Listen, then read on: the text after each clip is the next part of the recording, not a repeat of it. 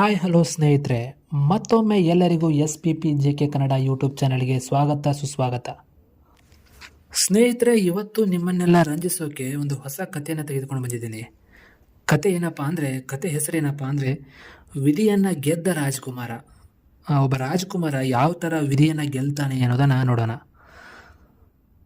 ಸ್ನೇಹಿತರೆ, ಹಾಗಾದರೆ ಜಾಸ್ತಿ ಟೈಮ್ ವೇಸ್ಟ್ ಮಾಡಿದೆ ನೇರವಾಗಿ ಕತೆ ಕಡೆ ಹೋಗ್ಬಿಡೋಣ. ಕತೆ ಹೀಗಿದೆ. ಹಿಂದೊಂದು ಕಾಲದಲ್ಲಿ ಒಬ್ಬ ರಾಜ ಇದ್ದ. ರಾಜನಿಗೆ ಸಕಲ ಸಂಪತ್ತು ಐಶ್ವರ್ಯ ಎಲ್ಲವೂ ಇತ್ತು. ಆದರೆ ಬಹಳ ಕಾಲದವರೆಗೆ ಅವನಿಗೆ ಮಕ್ಕಳೇ ಆಗಿರಲಿಲ್ಲ. ಆತ ಹಲವು ಯಾಗ ಯಜ್ಞಗಳನ್ನು ಮಾಡ್ದ, ದಾನ ಧರ್ಮವನ್ನು ಮಾಡ್ದ, ಹಲವು ರೀತಿಯಲ್ಲಿ ಸಂತಾನ ಭಾಗ್ಯವನ್ನು ಪಡೆಯಲು ಪ್ರಯತ್ನ ಪಟ್ಟ. ಆದರೆ ದೇವರು ಆತನಿಗೆ ಸಂತಾನ ಭಾಗ್ಯವನ್ನು ಕರುಣಿಸಲೇ ಇಲ್ಲ. ಕೆಲವು ದಿನಗಳು ಹೀಗೆ ಕಳೆದವು. ಕೊನೆ ಒಂದಿನ ರಾಜನಿಗೆ ದೇವರು ತಥಾಸ್ತು ಅಂತಾನೆ. ದೇವರ ಅನುಗ್ರಹದಿಂದ ರಾಣಿ ಗರ್ಭವತಿ ಆಗ್ತಾಳೆ. ರಾಜ್ಯದಲ್ಲಿ ಒಮ್ಮೆಲೆ ಸಂತೋಷ ಚಿಲುಮೆಗೊಳ್ಳುತ್ತೆ. ರಾಜ ಮತ್ತು ಪ್ರಜೆಗಳು ಆನಂದಿತರಾಗ್ತಾರೆ. ರಾಣಿಗೆ ಒಬ್ಬಳು ಆಪ್ತ ದಾಸಿ ಇರ್ತಾಳೆ. ಸೇವೆಯಲ್ಲಿ ತುಂಬ ನಿಷ್ಠಾವಂತೆ. ಈಕೆ ರಾಣಿಯ ಉಪಚಾರ ಮಾಡ್ತಾ ಇರ್ತಾಳೆ. ರಾಣಿಗೆ ಆಕೆಯದೇ ಎಲ್ಲ ಆರೈಕೆ ಉಪಚಾರ ನಡೀತಾ ಇತ್ತು. ಮುಂದೊಂದು ಶುಭ ದಿನದಲ್ಲಿ ರಾಣಿ ಗಂಡು ಮಗುವಿಗೆ ಜನ್ಮವಿತ್ತಳು. ರಾಜ್ಯದಲ್ಲೆಲ್ಲ ಹರ್ಷ ತುಂಬಿತು. ದಾಸಿ ಸದಾ ಉತ್ಸಾಹದಿಂದ ರಾಣಿಯ ಮತ್ತು ಮಗುವಿನ ಆರೈಕೆ ಮಾಡ್ತಾ ಇದ್ಲು. ರಾಣಿ ಪುತ್ರೋತ್ಸವವಾಗಿ 7 ದಿನ ಕಳೆದಿತ್ತು. ದಾಸಿ ನಿದ್ರಾಹಾರಗಳನ್ನು ಲೆಕ್ಕಿಸದೆ ಸೇವೆ ಮಾಡ್ತಾ ಇದ್ಲು. 8ನೆಯ ರಾತ್ರಿ ದಾಸಿ ಮಹಾರಾಣಿಯ ಕೋಣೆಯ ಬಾಗಿಲ ಬಳಿ ತೂಕಡಿಸುತ್ತಾ ಕುಳಿತಿದ್ದಳು. ಆಗ ಒಂದು ವಿಚಿತ್ರ ಘಟನೆ ನಡೆಯಿತು. ಇಡೀ ಅರಮನೆಯು ಒಂದು ದಿವ್ಯ ಪ್ರಕಾಶದಿಂದ ಬೆಳಗಿತು. ದಿಗ್ಭ್ರಮೆಗೊಂಡ ದಾಸಿ ಎಚ್ಚೆತ್ತು ಕುಳಿತಳು. ಒಬ್ಬ ದಿವ್ಯ ಪುರುಷ ಕಾಂತಿಯುತನಾಗಿ ರಾಣಿಯ ಕೋಣೆಯೊಳಗೆ ನಡೆದು ಬರುತ್ತಿದ್ದ. ಆತ ನಿಶಬ್ದವಾಗಿ ಕೋಣೆಯ ಒಳಹೊಕ್ಕು ಲಘುಬಗೆಯಿಂದ ರಾಜಕುಮಾರನ ಹಣೆಯ ಮೇಲೆ ಏನನ್ನೋ ಬರೆದು ಹಿಂದಿರುಗಿ ಹೊರಟ. ಎಲ್ಲವನ್ನು ನೋಡಿದ ದಾಸಿಗೆ ಭಯವಾಯಿತು. ಬಾಗಿಲಿನಿಂದ ಹೊರಟ ಆ ದಿವ್ಯ ಪುರುಷನ ಧೋತ್ರವನ್ನು ಬಿಗಿಗೆ ಹಿಡಿದುಕೊಂಡು, ನೀನು ಯಾರು? ರಾಜಕುಮಾರನ ಹಣೆಯ ಮೇಲೆ ಏನನ್ನ ಬರೆದಿರುವೆ ಅಂತ ಕೇಳ್ತಾಳೆ. ಆಗ ಆ ದಿವ್ಯ ಪುರುಷ ಆ ದಾಸಿಗೆ ಹೇಳ್ತಾನೆ, ಅದನ್ನು ನಾನು ನಿನಗೆ ಹೇಳಲಾರೆ. ಆದರೂ ಕೂಡ ಆ ದಾಸಿ ಅವನನ್ನು ಬಿಡಲಿಲ್ಲ. ತನಗೆ ಸಮಾಧಾನ ಹೇಳಿಯೇ ಹೋಗಬೇಕೆಂದು ಅಂಗಲಾಚಿದಳು. ಆಗ ಆ ದಿವ್ಯ ಪುರುಷ ಹೇಳ್ತಾನೆ, ನಿನಗೆ ಅಷ್ಟು ಬೇಕಾದರೆ ಕೇಳು, ನಾನು ಬೇರೆ ಯಾರೂ ಅಲ್ಲ, ನಾನೇ ಆ ವಿಧಿ. ಆ ಬಾಲಕನ ಹಣೆಯ ಮೇಲೆ 16 ವರ್ಷ ಆಯುಷ್ಯನ ಬರೆದಿದ್ದೇನೆ.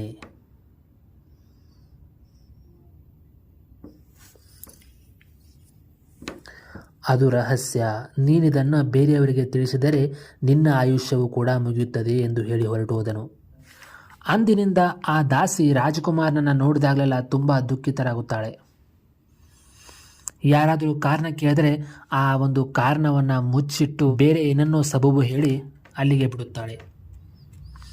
ಕೊನೆಗೆ ರಾಣಿ ದಾಸಿಯ ವಿಚಿತ್ರ ವರ್ತನೆಯನ್ನು ರಾಜನಿಗೆ ತಿಳಿಸ್ತಾಳೆ. ರಾಜದಾಸಿಯನ್ನು ಕರೆದು ದುಃಖಕ್ಕೆ ಕಾರಣವೇನೆಂದು ವಿಚಾರಿಸ್ತಾನೆ. ಆದರೆ ದಾಸಿ ಸರಿಯಾದ ಉತ್ತರ ಕೊಡುವುದಿಲ್ಲ. ರಾಜನಿಗೆ ತುಂಬ ಕೋಪ ಬರುತ್ತೆ. ಅವನು ದಾಸಿಯನ್ನು ಅರಮನೆಯಿಂದ ಕೋಪದಿಂದ ಓಡಿಸಿಬಿಡ್ತಾನೆ. ಆ ದಾಸಿ ಊರಿನ ಹೊರಗಡೆ ಒಂದು ಗುಡಿಸಲನ್ನು ಹಾಕಿಕೊಂಡು ಅಲ್ಲೇ ವಾಸ ಮಾಡ್ತಾಳೆ. ಅಲ್ಲಿ ಇಲ್ಲಿ ಕೂಲಿ ಮಾಡಿ ಅವಳ ಜೀವನ ಹಾಗೆ ನಡೆಯಿತು. ಕೆಲವು ದಿನಗಳ ನಂತರ ರಾಜಕುಮಾರನು ರಾಜರಾಣಿಯರ ಮುದ್ದಿನ ಮಗನಾಗಿ ಬೆಳೆಯುತ್ತಿದ್ದ. ತಿಂಗಳುಗಳು ವರ್ಷಗಳು ಆನಂದದ ಕ್ಷಣದಂತೆ ಕಳೆದು ಹೋದವು. ರಾಜಕುಮಾರನಿಗೆ 15 ವರ್ಷ ತುಂಬಿತು. ಒಂದು ದಿನ ಸರೋವರ ದಡದಲ್ಲಿ ರಾಜಕುಮಾರ ವಾಯುವಿಹಾರಕ್ಕಾಗಿ ಹೊರಟಿದ್ದ. ಅಲ್ಲಿಗೆ ನೀರು ತರಲು ಹೋಗಿದ್ದ ದಾಸಿಗೆ ರಾಜಕುಮಾರನ ನೋಡುತ್ತಲೇ ಹಳೆಯದೆಲ್ಲ ನೆನಪಿಗೆ ಬಂತು. ಅವಳು ರಾಜಕುಮಾರನ ತಬ್ಬಿಕೊಂಡು ಅತ್ತು ಬಿಟ್ಟಳು. ರಾಜಕುಮಾರನಿಗೆ ಆ ದಾಸಿ ಮುದುಕಿಯ ವಿಚಿತ್ರ ವರ್ತನೆ ಅರ್ಥವಾಗಲಿಲ್ಲ. ಅವನು ಎಷ್ಟೇ ಕೇಳಿದರೂ ಅವಳು ಕಾರಣ ತಿಳಿಸಲಿಲ್ಲ. ರಾಜಕುಮಾರನು ಅರಮನೆಗೆ ಹೋಗಿ ರಾಜನ ಹತ್ತಿರ ದಾಸಿಯ ವಿಚಿತ್ರ ವರ್ತನೆಯನ್ನು ವಿವರಿಸಿದ. ರಾಜ ಆ ದಾಸಿಯನ್ನು ಮರೆತೇ ಬಿಟ್ಟಿದ್ದ. ತಕ್ಷಣವೇ ರಾಜ ದಾಸಿಯನ್ನು ಅರಮನೆಗೆ ಕರೆದು ರಾಜಕುಮಾರನ ಕಂಡುಕೊಡಲೇ ಈ ರೀತಿ ರೋಧಿಸಲು ಕಾರಣವೇನೆಂದು ಕೇಳಿದ. ದಾಸಿ ಏನೆಂದು ಹೇಳದಿರಲು ರಾಜನಿಗೆ ದಾಸಿಯ ಮೇಲೆ ಮತ್ತೆ ಮಿತಿಮೀರಿದ ಕೋಪ ಬಂತು. ಕಾರಣ ಹೇಳದಿದ್ದರೆ ಆ ಕ್ಷಣವೇ ಮರಣದಂಡನೆಯನ್ನು ವಿಧಿಸುವುದಾಗಿ ಹೇಳಿದ. ಬೇರೆ ಯಾವುದೂ ಉಪಾಯ ಇಲ್ಲದ ದಾಸಿ ಈ ರೀತಿ ಹೇಳಿದಳು, ಈ ರಹಸ್ಯವನ್ನು ಹೇಳಿ ಮನಸ್ಸಿಗೆ ದುಃಖವನ್ನು ಉಂಟು ಮಾಡಬಾರ್ದಂತ ಇಲ್ಲಿವರೆಗೂ ತಡೆ ಹಿಡಿದಿದ್ದೆ. ಆದರೆ ಈಗ ಗತ್ಯಂತರವಿಲ್ಲದೆ ಹೇಳಬೇಕಾದ ಪರಿಸ್ಥಿತಿ ಬಂದಿದೆ. ಹೇಳಿದರೂ ಸಾವು ಬರುವುದರಿಂದ ಹೇಳೆಯೇ ಪ್ರಾಣ ಬಿಡುವೆ. ರಾಜಕುಮಾರನ ಜನನವಾಗಿ 8ನೇ ದಿನ ಮಧ್ಯರಾತ್ರಿ ಒಬ್ಬ ದಿವ್ಯ ಪುರುಷ ಆಕಾಶದಿಂದ ಇಳಿದು ಬಂದ. ಅಂತಃಪುರದಲ್ಲಿ ಮಹಾರಾಣಿಯವರ ಕೋಣೆಯನ್ನು ಪ್ರವೇಶಿಸಿ ರಾಜಕುಮಾರನ ಹಣೆಯ ಮೇಲೆ ಏನನ್ನೋ ಬರೆದು ಹಿಂದಿರುಗುತ್ತಿದ್ದ. ಆಗ ನಾನು ಅವನ ದೋತ್ರವನ್ನು ಬಿಗಿಯಾಗಿ ಹಿಡಿದುಕೊಂಡು, ನೀನು ಯಾರು, ಮಗುವಿನ ಹಣೆಯ ಮೇಲೆ ಏನು ಬರೆದಿರುವೆ ಅಂತ ಕೇಳಿದೆ. ನೀನು ಏನು ಬರೆದಿರುವಂತ ಹೇಳುವ ತನಕ ನನ್ನನ್ನು ಬಿಡುವುದಿಲ್ಲ ಅಂತ ಗೋಗರಿದಾಗ, ಹಠ ಮಾಡಿದಾಗ, ಆಗ ಆ ದಿವ್ಯ ಪುರುಷ ಹೇಳ್ತಾನೆ, ನಾನು ವಿಧಿ ದೇವತೆ, ಮಗುವಿನ ಹಣೆಯ ಮೇಲೆ ಕೇವಲ 16 ವರ್ಷ ಆಯುಷ್ಯನ ಬರೆದಿದ್ದೇನೆ ಅಂತ ಹೇಳ್ತಾನೆ. ಈ ರಹಸ್ಯವನ್ನು ನೀನೇನಾದರೂ ಬೇರೆದವ್ರಿಗೆ ತಿಳಿಸಿದ್ರೆ ನೀನು ಕೂಡ ಬೇಗವೇ ಮರಣ ಹೊಂದುವೆ ಅಂತ ಹೇಳಿ ಮಾಯ ಆಗ್ತಾನೆ. ಆದ್ದರಿಂದ ರಾಜಕುಮಾರನನ್ನು ನೋಡುತ್ತಲೇ ಅಲ್ಪಾಯುಷ್ಯದ ಅರಿವಾಗಿ ದುಃಖಕ್ಕೀಡಾಗಿ ರೋಧಿಸುತ್ತಿದ್ದೆ ಎಂದು ಹೇಳುತ್ತಿದ್ದಂತೆಯೇ ದಾಸಿ ಅಲ್ಲಿಯೇ ಕುಸಿದು ಬಿಟ್ಟು ಮೃತಳಾದಳು. ಇದನ್ನು ಕೇಳಿ ರಾಜರಾಣಿಯರು ದುಃಖಿತರಾದರು. ರಾಜಕುಮಾರ ಇನ್ನೂ ತನ್ನ ಆಯುಷ್ಯ ಕೇವಲ 1 ವರ್ಷವನ್ನು ತಿಳಿದು ಪೂರ್ಣ ನಿರಾಶನಾಗಿ ಬಿಟ್ಟ. ಉಳಿದ 1 ವರ್ಷದ ಆಯುಷ್ಯವನ್ನು ತಪಸ್ಸಿನಲ್ಲಿ ಕಳೆಯಬೇಕೆಂದು ನಿರ್ಧರಿಸಿ ರಾಜರಾಣಿಯರಿಂದ ಅನುಮತಿ ಪಡೆದುಕೊಂಡು ಕಾಡಿಗೆ ಹೊರಟನು. ರಾಜಕುಮಾರ ಹಳ್ಳಿಯ ಹತ್ತಿರ ಬರುತ್ತಲೂ ರಾತ್ರಿಯಾಯಿತು. ಅಲ್ಲಿ ಒಬ್ಬ ಗೊಲ್ಲನ ಮನೆಯಲ್ಲಿ ರಾತ್ರಿ ಆ ಗೊಲ್ಲನ ಮನೆಯಲ್ಲಿ ಉಳಿದುಕೊಂಡ. ಆ ಗೊಲ್ಲನ ಮಗನು ಆ ದೇಶದ ರಾಜನ ಅರಮನೆಯಲ್ಲಿ ಹಸುಗಳ ಆರೈಕೆ ಮಾಡ್ತಾ ಇದ್ದ. ಆ ದೇಶದ ರಾಜನಿಗೆ ಒಬ್ಬಳು ಮಗಳು. ಅವಳು ವಿವಾಹಕ್ಕೆ ಪ್ರಾಪ್ತ ವಯಸ್ಕಳಾಗಿದ್ದಳು. ತುಂಬ ರೂಪವತಿಯಾಗಿದ್ದಳು. ರಾಜನು ಅನೇಕ ರಾಜಕುಮಾರನನ್ನು ತೋರಿಸಿದರೂ ಆಕೆ ಯಾರನ್ನೂ ವಿವಾಹವಾಗಲು ಒಪ್ಪುತ್ತಿರಲಿಲ್ಲ. ಆದ್ದರಿಂದ ರಾಜನಿಗೆ ತುಂಬ ಕೋಪ ಬಂದಿತು. ಇನ್ನು ನಿನಗೆ ವರನನ್ನು ಹುಡುಕಲು ಸಾಧ್ಯವಿಲ್ಲ. ನಾಳೆ ಬೆಳಗ್ಗೆ ಎದ್ದು ಕೂಡಲೇ ಮೊದಲು ಯಾವ ಪುರುಷ ಕಣ್ಣಿಗೆ ಬೀಳ್ತಾನೋ ಅವನೊಂದಿಗೆ ನಿನ್ನ ವಿವಾಹ ಮಾಡಿಬಿಡುತ್ತೇನೆ ಎಂದು ಪ್ರತಿಜ್ಞೆ ಮಾಡ್ತಾನೆ. ಮಾರನೇ ದಿನ ಬೆಳಗ್ಗೆ ಹೇಳುತ್ತಲೇ ರಾಜನಿಗೆ ಮೊದಲು ಹಸುವಿಗೆ ಹುಲ್ಲು ತರುತ್ತಿದ್ದ ಗೊಲ್ಲರ ಮಗ ಕಾಣಿಸಿದ. ರಾಜ ತಕ್ಷಣವೇ ಅವನನ್ನು ಕರೆದು ಹೇಳಿದ, ರಾಜಕುಮಾರಿಯೊಂದಿಗೆ ನಿನ್ನ ವಿವಾಹ ಮಾಡುತ್ತೇನೆ, ಹೋಗಿ ತಂದೆ ತಾಯಿಗಳನ್ನು ಕರೆದುಕೊಂಡು ವಿವಾಹಕ್ಕೆ ಸಿದ್ಧನಾಗಿ ಬಾ ಎಂದ. ಆ ಗೊಲ್ಲ ಕುಮಾರನ ಹೇಳ್ತಾನೆ, ಸ್ವಾಮಿ, ನಾವು ಬಡವರು, ರಾಜಕುಮಾರಿ ನಮ್ಮ ಗುಡಿಸಿನಲ್ಲಿ ಇರಲು ಸಾಧ್ಯವೇ ಇಲ್ಲ. ನಾವು ಬಡವರು, ರಾಜಕುಮಾರಿ ನಮ್ಮ ಗುಡಿಸಿನಲ್ಲಿ ಹೇಗೆ ಬಾಳುವಳು ಎಂದನು. ನಾನಂತೂ ನನ್ನ ಪ್ರತಿಜ್ಞೆಯನ್ನು ನೆರವೇರಿಸುತ್ತೇನೆ. ಹೆಚ್ಚಿಗೆ ಮಾತನಾಡಬೇಡ, ಹೊರಡು ಎಂದು ಆಜ್ಞೆ ಮಾಡಿದ. ಗೊಲ್ಲ ಕುಮಾರನು ತಂದೆ ತಾಯಿಯ ಹತ್ತಿರ ಹೋಗಿ ರಾಜಾಜ್ಞೆಯನ್ನು ತಿಳಿಸಿದ. ಅವರು ದಿಗ್ಭ್ರಾಂತರಾದರು. ರಾಜಕುಮಾರನ್ನ ಸೊಸೆಯಾಗಿ ತರಲು ಸಿದ್ಧರಿರಲಿಲ್ಲ. ಆ ಬಿಳಿಯಾನೆ ತಂದು ಬಡವರು ಸಾಕುವುದಾದರೂ ಹೇಗೆ ಎಂದು ಪತ್ನಿಯೊಂದಿಗೆ ಚಿಂತಿಸಿದರು. ಆಗ ಪತ್ನಿ, ಇಲ್ಲೇ ಯಾರೋ ಒಬ್ಬ ಹುಡುಗ ನಿನ್ನೆ ರಾತ್ರಿ ಬಂದಿದ್ದಾನಲ್ಲ, ಅವನನ್ನೇ ವರನನಾಗಿ ಅಲಂಕರಿಸಿ ಕರೆದೊಯ್ಯೋಣ. ಅವನ್ಯಾರು, ಆಮೇಲೆ ಏನಾದರೂ ಮಾಡಿಕೊಳ್ಳಲಿ, ನಾವಂತೂ 20ನಿಂದ ಪಾರಾಗಬಹುದು ಎಂದಳು. ರಾಜಕುಮಾರನು ಏನೋ ಹೇಳಿದರೂ ಕೇಳದೆ ಒತ್ತಾಯವಾಗಿ ಅವನನ್ನು ಶೃಂಗರಿಸಿ ವರನನಾಗಿ ಅರಮನೆಗೆ ಕರೆದುಕೊಂಡು ಹೋಗ್ತಾರೆ. ವಿವಾಹ ನಂತರ ರಾಜಕುಮಾರ ತನ್ನೆಲ್ಲ ವೃತ್ತಾಂತವನ್ನು ರಾಜಕುಮಾರಿಗೆ ತಿಳಿಸಿದ. ಆತನು ಗೊಲ್ಲಕುಮಾರನಲ್ಲ, ರಾಜಕುಮಾರ ಎಂದು ತಿಳಿದಾಕೆಗೆ ಸಂತೋಷವಾಯಿತು.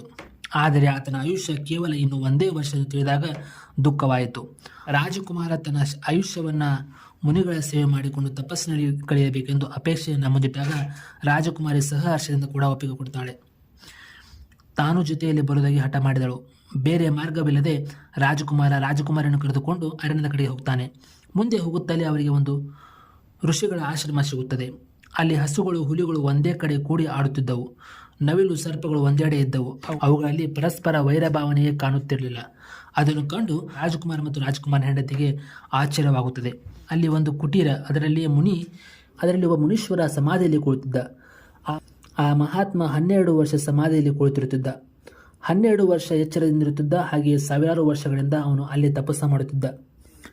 ಈಗ ಅವನು ಎಚ್ಚರಗೊಳ್ಳಲು 6 ತಿಂಗಳು ಮಾತ್ರ ಉಳಿದಿದ್ದವು. 11 ವರ್ಷಗಳಿಂದ ಹಾಗೆ ಕುಳಿತಿದ್ದ ಕಾರಣ ಅವನ ಮೇಲೆ ತುಂಬ ಕೊಳೆ ಕುಳಿತಿತ್ತು. ಹಕ್ಕಿ ಪಕ್ಷಿಗಳ ಮಲದಿಂದ, ಧೂಳಿನಿಂದ ಅವನ ಶರೀರ ಹಾಗೂ ಕುಟೀರ ಕೊಚ್ಚೆಯಾಗಿತ್ತು. ರಾಜಕುಮಾರಿ ಅವನ ಕುಟೀರವನ್ನು ಸ್ವಚ್ಛಗೊಳಿಸಿ ದೇವರನ್ನ ಧ್ಯಾನ ಮಾಡುತ್ತಾ, ಆ ಮುನಿಯ ಸೇವೆ ಮಾಡುತ್ತಾ ಅಲ್ಲಿಯೇ ಉಳಿದುಕೊಂಡರು. 6 ತಿಂಗಳಾಗುತ್ತಲೇ ಆ ಮುನಿಯು ಎಚ್ಚರಗೊಂಡನು. ತನ್ನ ಶರೀರ ಸ್ವಚ್ಛವಾಗಿರುವುದನ್ನು ಕಂಡ ಮುನಿಗೆ ಆನಂದವಾಯಿತು. ಈ ರೀತಿ ತನ್ನ ಸೇವೆಯನ್ನು ಮಾಡಿದ ರಾಜಕುಮಾರನ ಮುನಿ ನೋಡಿದಾಗ ಆತನಿಗೆ ಶತಾಯುಷಿಯಾಗಬೇಕೆಂದು ಆಶೀರ್ವಾದ ಮಾಡಿ ಆ ರಾಜಕುಮಾರನು ಮುನಿಯ ಅನುಮತಿ ಪಡೆದು ಅವನ ಸೇವೆ ಮಾಡುತ್ತಾ ಅಲ್ಲೇ ಉಳಿದ. ರಾಜಕುಮಾರಿ ಮತ್ತು ರಾಜಕುಮಾರಿ ಇಬ್ಬರು ಮುನಿಗೆ ಮಕ್ಕಳಂತೆ ಪ್ರೀತಿಪಾತ್ರರಾದರು. ಆದರೆ ರಾಜಕುಮಾರ ಮುನಿಗೆ ತನ್ನ ಆಯುಷ್ಯದ ವಿಷಯವನ್ನು ಮಾತ್ರ ಹೇಳಿರಲಿಲ್ಲ. 16 ವರ್ಷ ತುಂಬುಗೊಳ್ಳುವ ದಿನ ಬಂದಿತು. ಅಂದೇ ತನ್ನ ಆಯುಷ್ಯದ ಕೊನೆಯ ದಿನವೆಂದು ತಿಳಿದ ರಾಜಕುಮಾರ ಮುನಿಯ ಸೇವೆಯನ್ನು ಜಾಗೃತಿಯಿಂದ ಮುಗಿಯಲಾರಂಭಿಸಿದ. ಅವನ ಅವಸರವನ್ನು ಕಂಡ ಮುನಿ, ಏಕೆ ಈ ದಿನ ಎಷ್ಟೊಂದು ಗಡಿಬಿಡಿ ಮಾಡುತ್ತಿರುವೆ ಎಂದು ಕೇಳಿದ. ಆಗ ರಾಜಕುಮಾರ ಎಲ್ಲ ವಿಷಯವನ್ನು ಮುನಿಯ ಮುಂದೆ ಹೇಳಿಕೊಂಡ. ಆಗ ಮುನಿ ಗಂಭೀರವಾಗಿ ಹೇಳಿದ, ನಾನು ನಿನಗೆ ಶತಾಯುಷಿ ಆಗುವೆಂದು ಆಶೀರ್ವದಿಸಿದ್ದೇನೆ. ನನ್ನ ಆಶೀರ್ವಾದ ಎಂದು ಸುಳ್ಳಾಗಲು ಸಾಧ್ಯವೇ ಇಲ್ಲ. ನೀನೇನು ಚಿಂತಿಸಬೇಡ. ಸ್ನಾನ ಮಾಡಿ ಪರಿಶುದ್ಧವಾಗಿ ಬಾ. ರಾಜಕುಮಾರನ ಸ್ನಾನ ಮಾಡಿ ಬರುತ್ತಲೇ ಅವನನ್ನು ಹೆಗಲ ಮೇಲೆ ಕೂರಿಸಿಕೊಂಡು ಧ್ಯಾನ ಮಗ್ನನಾಗಿ ಮುನಿ ಕುಳಿತುಕೊಂಡ. ಸ್ವಲ್ಪ ಹೊತ್ತಿನಲ್ಲೇ ಯಮದೂತರು ಬಂದರು. ಮುನಿವರ್ಯ ರಾಜಕುಮಾರನ ಕೆಳಗಿಳಿಸಿರಿ, ಅವನ ಆಯುಷ್ಯ ಎಂದಿಗೆ ಮುಗಿದಿದೆ, ಅವನ ಪ್ರಾಣವನ್ನ ಇದು ತೆಗೆದುಕೊಂಡು ಹೋಗಬೇಕಾಗಿದೆ ಎಂದರು. ಅದಕ್ಕೆ ಆ ಮುನಿ ಹೀಗೆಂದು ಉತ್ತರ ಕೊಡ್ತಾನೆ, ಅವನಿಗೆ ನಾನು ಶತಾಯುಷ್ಯಾಗೆಂದು ಆಶೀರ್ವಾದ ಮಾಡಿದ್ದೇನೆ, ನನ್ನ ಆಶೀರ್ವಾದ ಸುಳ್ಳಾಗಲು ಸಾಧ್ಯವೇ ಇಲ್ಲ. ಯಮನಿಗೆ ಹೇಳು, ಅವನಿಗೆ 100 ವರ್ಷ ಆಯುಷ್ಯ ಇದೆ ಎಂದು ಹೇಳಿ ಕಳಿಸಿದ. ಯಮನು ಕೂಡ ಬಂದನು, ನಾನಾ ಥರದಲ್ಲಿ ಮುನಿಯೊಂದಿಗೆ ಚರ್ಚೆ ಮಾಡಿದನು. ಆದರೆ ಮುನಿ ತನ್ನ ಆಶೀರ್ವಾದ ಯಾವ ರೀತಿಯಲ್ಲೂ ವ್ಯರ್ಥವಾಗಲು ಸಾಧ್ಯವಿಲ್ಲ, ಇವನಿಗೆ 100 ವರ್ಷ ಆಯುಷ್ಯ ಕೊಟ್ಟು ಹೋಗು ಎಂದು ಯಮನಲ್ಲಿ ಆಜ್ಞಾಪಿಸಿದ.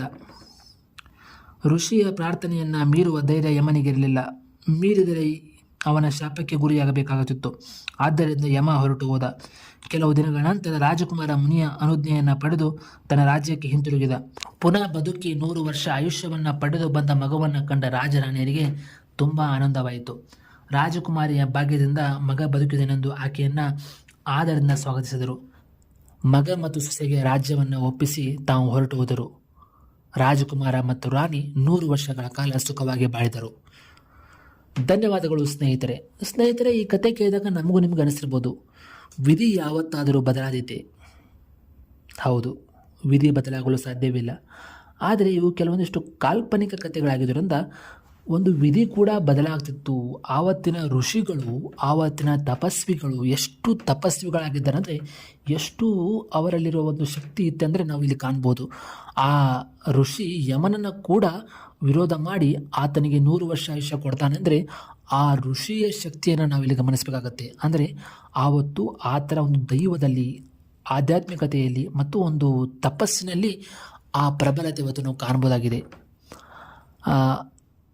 ರಾಜಕುಮಾರ 100 ವರ್ಷ ಆಯುಷ್ಯವನ್ನು ಪಡೆದು ಹೇಗೆ ವಿಧಿಯಿಂದ ಪಾರಾದ ಅನ್ನುವ ಈ ಕಥೆಯನ್ನು ನೀವೆಲ್ಲ ಕೇಳಿದ್ದೀರಾ. ಕತೆ ನಿಮಗೆಲ್ರಿಗೂ ಇಷ್ಟ ಆಯಿತು ಅಂತ ಭಾವಿಸ್ತಿದ್ದೀನಿ. ಮತ್ತೆ ಮುಂದಿನ ವಾರ ಇನ್ನೊಂದು ಕಥೆಯೊಂದಿಗೆ ನಿಮ್ಮ ಹತ್ರ ಬರ್ತೀನಿ ಅಂತ ಹೇಳ್ತಾ, ಅಲ್ಲಿವರೆಗೂ ನೀವು ಈ ಕಥೆಗಳನ್ನ ಕೇಳ್ತಾ ಇರಿ. ಯಾರಾದರೂ ಇವತ್ತೇ ಮೊಟ್ಟ ಮೊದಲ ಬಾರಿಗೆ ಚಾನಲ್ಗೆ ಭೇಟಿ ಕೊಟ್ಟಿದ್ರೆ ಚಾನಲ್ಗೆ ಭೇಟಿ ಕೊಟ್ಟು ನಮ್ಮ ಹಳೆಯ ಕಥೆಗಳನ್ನ ಕೇಳಿ, ಇಷ್ಟ ಆದರೆ ಒಂದು ಲೈಕ್ ಕೊಡಿ, ಇನ್ನೂ ಇಷ್ಟ ಆದರೆ ನಿಮ್ಮ ಫ್ರೆಂಡ್ಸ್ಗೆ ಶೇರ್ ಮಾಡಿ, ಮತ್ತು ಚಾನಲ್ನ ಸಬ್ಸ್ಕ್ರೈಬ್ ಮಾಡದೇ ಇದ್ದರೆ ಸಬ್ಸ್ಕ್ರೈಬ್ ಮಾಡಿಕೊಳ್ಳಿ ಅಂತ ವಿಜ್ಞಾಪಿಸುತ್ತಾ ಹೊರಟುಬಿಡ್ತೀನಿ. ಮತ್ತೆ ಮತ್ತೊಂದು ಕಥೆಯ ಜೊತೆಗೆ ಸಿಗೋಣ. ಧನ್ಯವಾದಗಳು. Thank you.